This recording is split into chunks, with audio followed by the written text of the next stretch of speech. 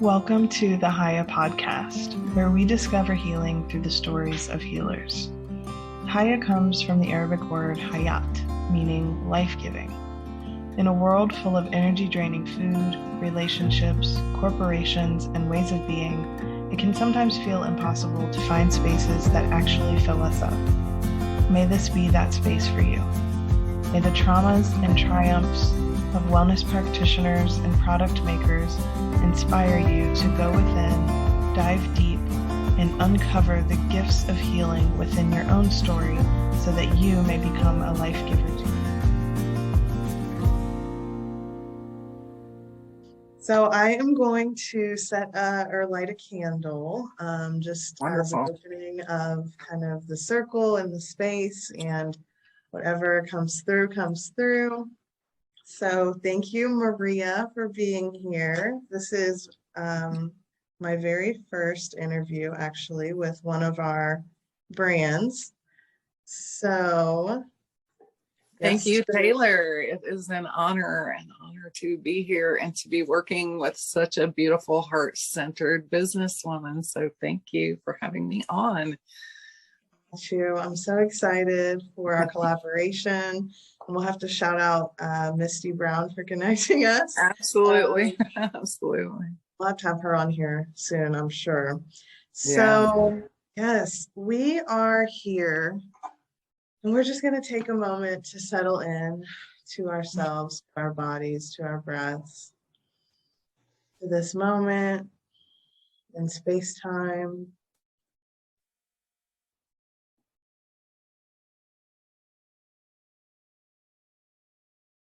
And today, I just want to set an intention to share a little love in whatever corner of the world that it reaches, and for ourselves. So I meditated a little bit this morning. I didn't have much time to, because I have a busy day, but I did make a 5-minute meditation happen. And in that space, I just was reminded of the importance, because in that 5 minutes, even though it was only 5 minutes, somebody walked in the room and interrupted my meditation.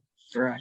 And so I was just reminded of the importance of like us being responsible for our own vibration, no matter what's going on around us, and how difficult that actually is.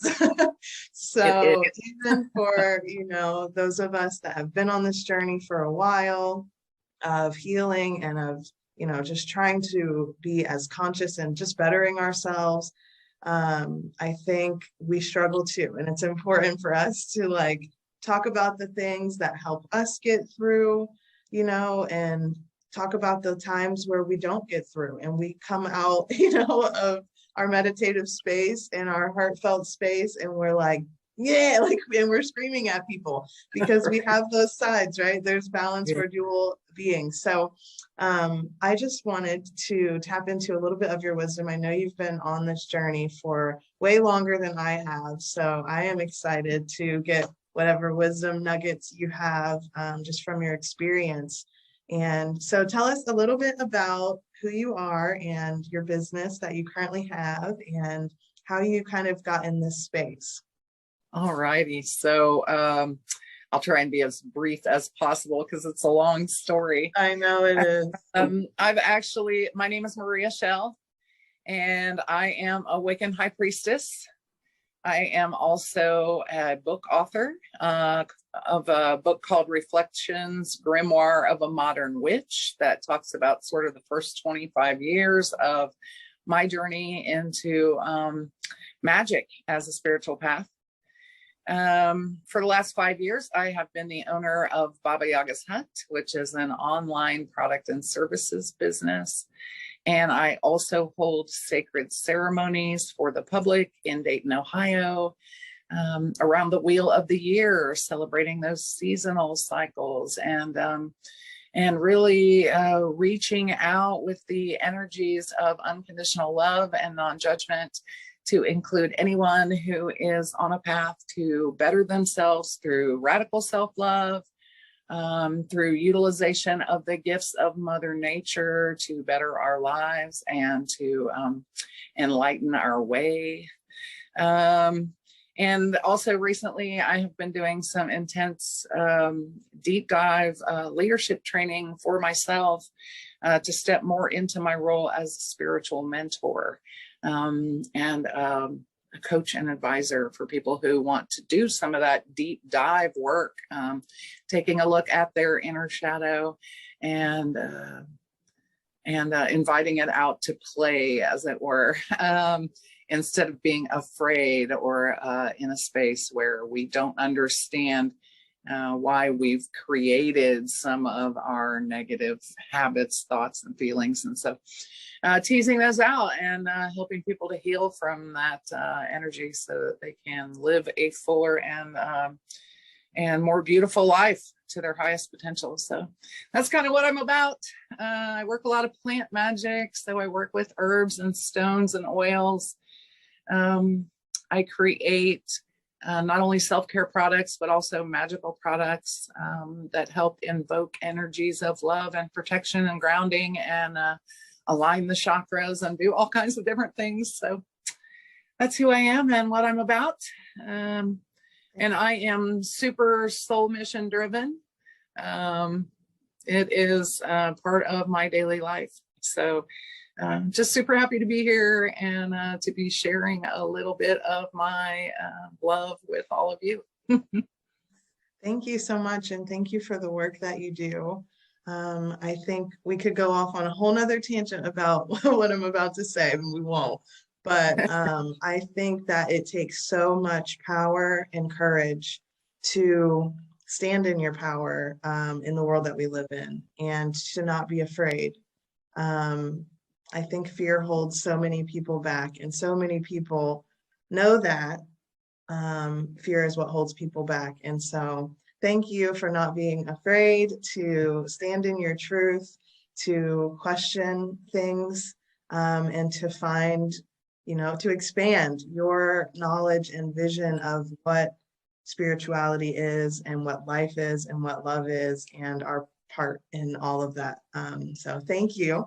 And yes, my I guess first/next question for you is, so in our initial collaboration, we are sharing a self-love box. So for February, we all know it's Valentine's Day. And I know self-love has kind of become a little trendy, which I'm not mad about, there's been worse things that have been trending. Absolutely.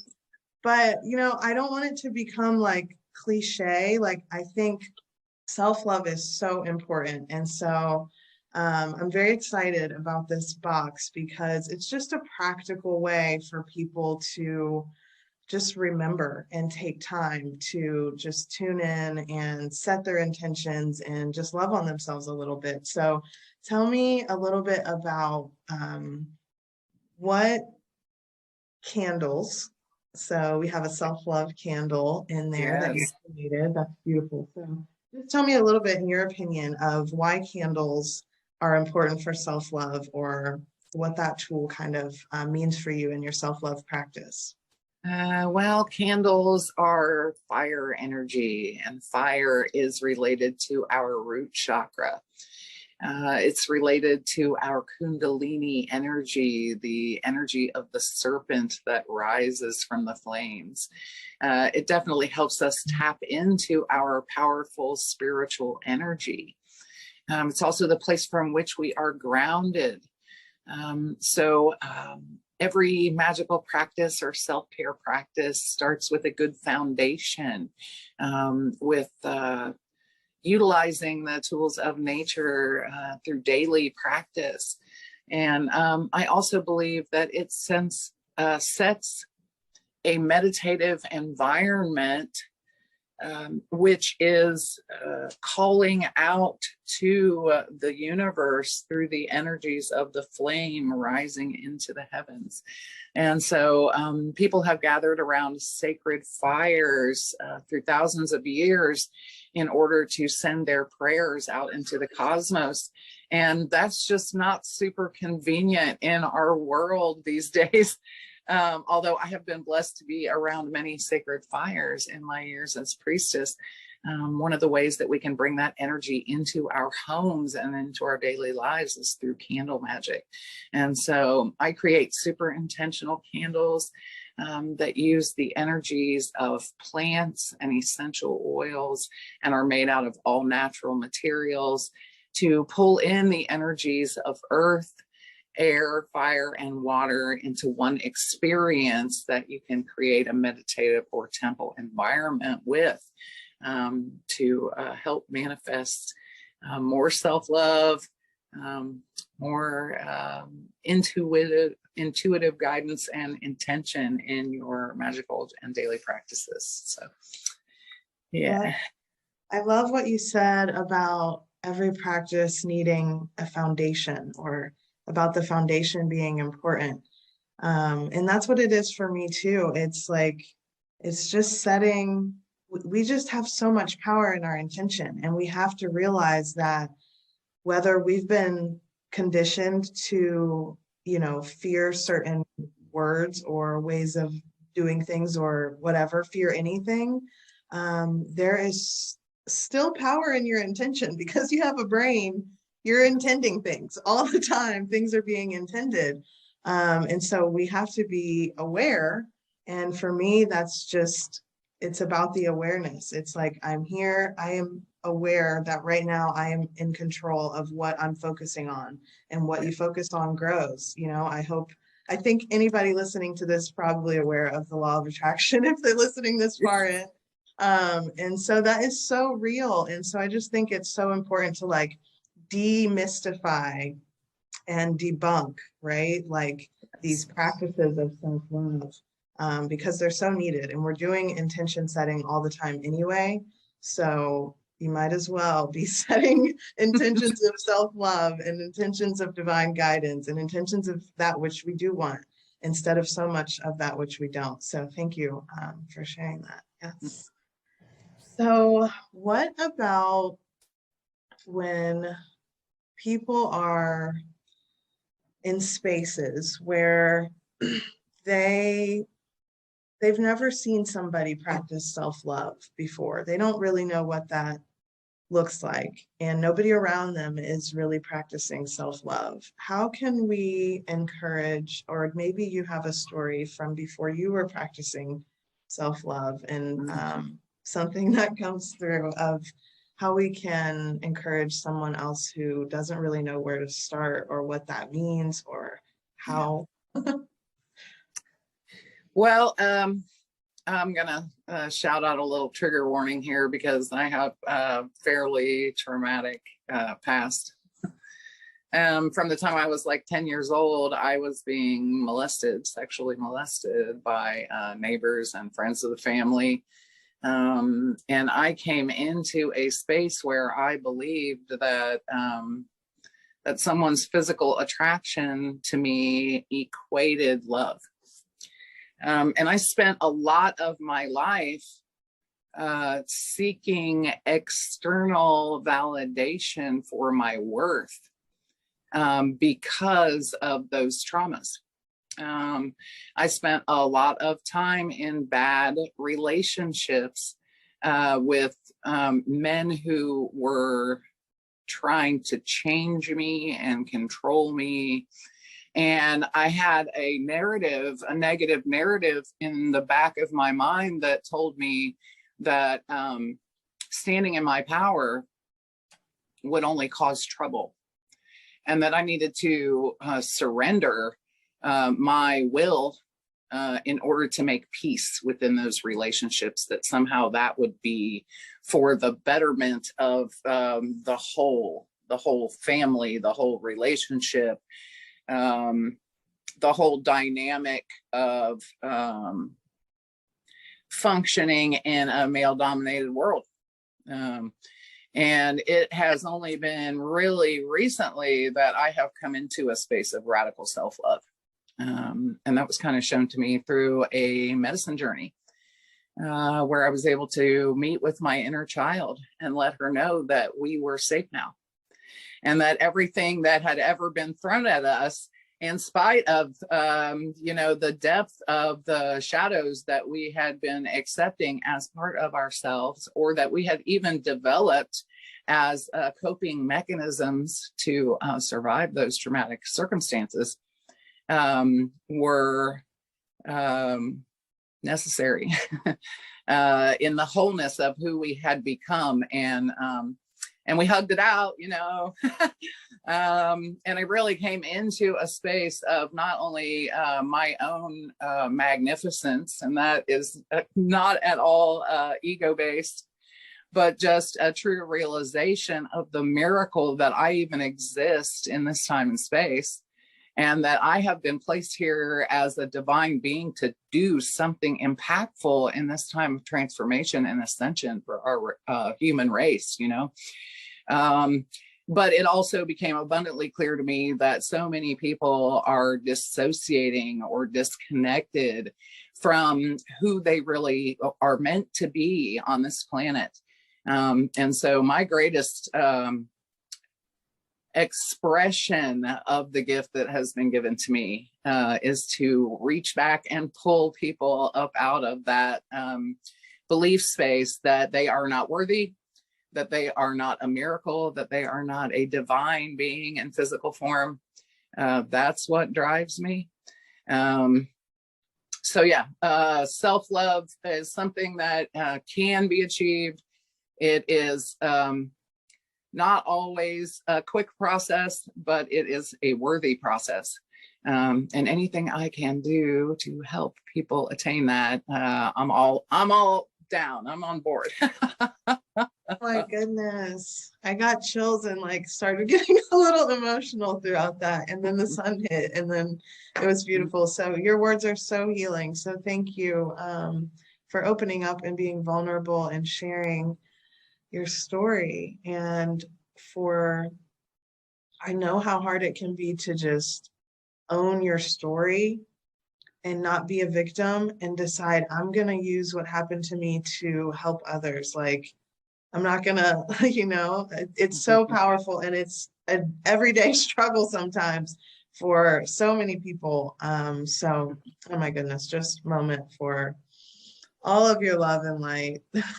Thank you. And thank you for being here. I'm so excited, even amidst that, you know, that trauma and that pain and that hurt. It's like the phoenix. It reminds me of the phoenix rising. So yes, beautiful. I'm very convinced that those of us who have suffered through pretty severe traumas in our lifetimes have been in the forge, you know, being hammered for divine work and realization of who we are and our power at this time. Yeah. There are some keys that unlock those mysteries for us when we dive deep and we do the good work. And yeah, I'm all about it.